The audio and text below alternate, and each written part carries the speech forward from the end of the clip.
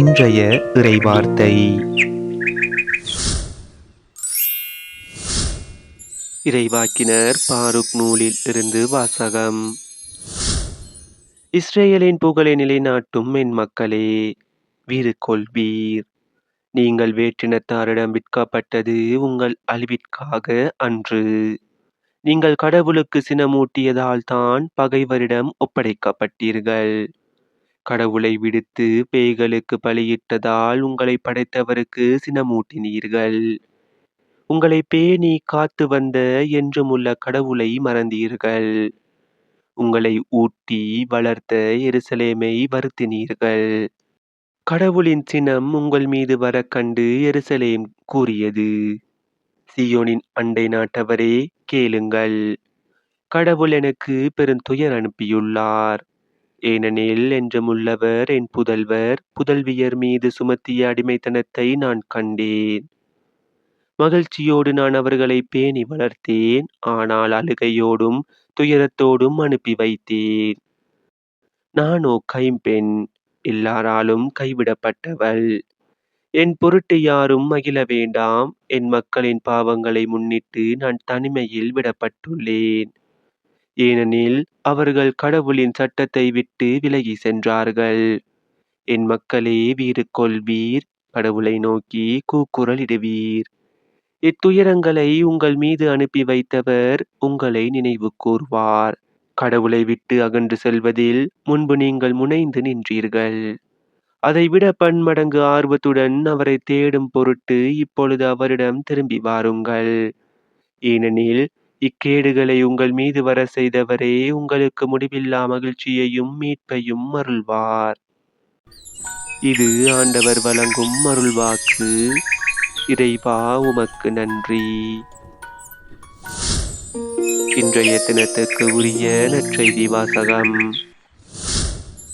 லூக்கா எழுதிய தூய நற்செய்தியில் இருந்து.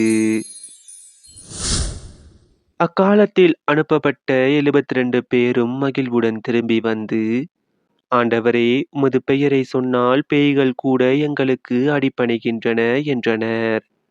அதற்கு அவர், வானத்திலிருந்து சாத்தான் மின்னலைப் போல விழக் கண்டேன். பாம்புகளையும் தேள்களையும் மிதிக்கவும் பகைவரின் வல்லமை அனைத்தையும் வெல்லவும் உங்களுக்கு அதிகாரம் கொடுத்திருக்கிறேன். உங்களுக்கு எதுவுமே தீங்கு விளைவிக்காது. ஆயினும் தீயாவிகள் உங்களுக்கு அடிபணிகின்றன என்பது பற்றி மகிழ வேண்டாம்.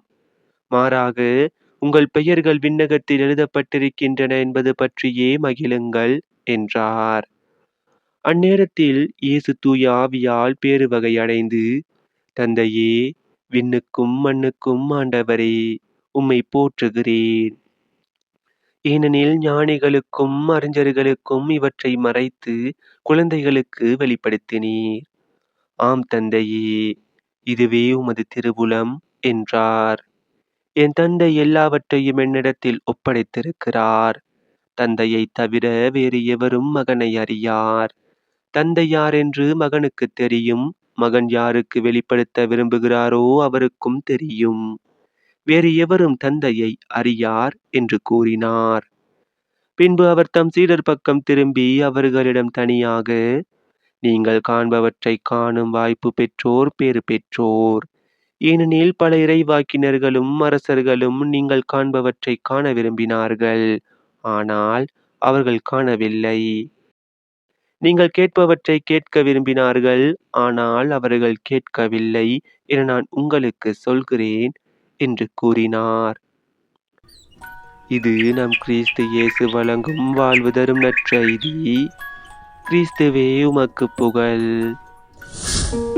இன்றைய தினத்துக்கு உரிய சிந்தனை துளிகள்.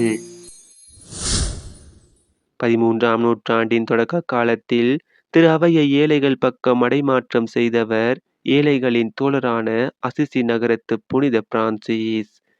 இவர் வழி நின்று திரு அவை ஏழையாகவும் ஏழைக்காகவும் இருந்தால் எவ்வளவு சிறப்பானதாக இருக்கும் என்ற எதிர்பார்த்தை திரு தந்தையாக தான் பொறுப்பேற்ற சமயத்திலேயே திறந்த மனதுடன் வெளிப்படுத்தியவர் திருத்தந்தை பிரான்சிஸ்.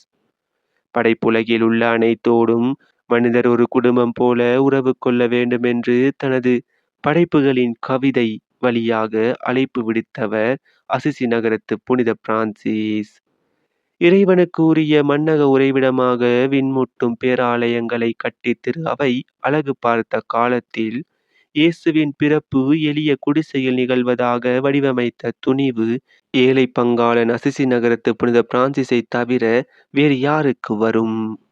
ஏழைக்கு உதவி செய்து பசித்தோருக்கு உணவளிப்பது விண்ணகத்தில் தங்கள் கருவூலத்தை நிரப்புவதற்கு சமம்.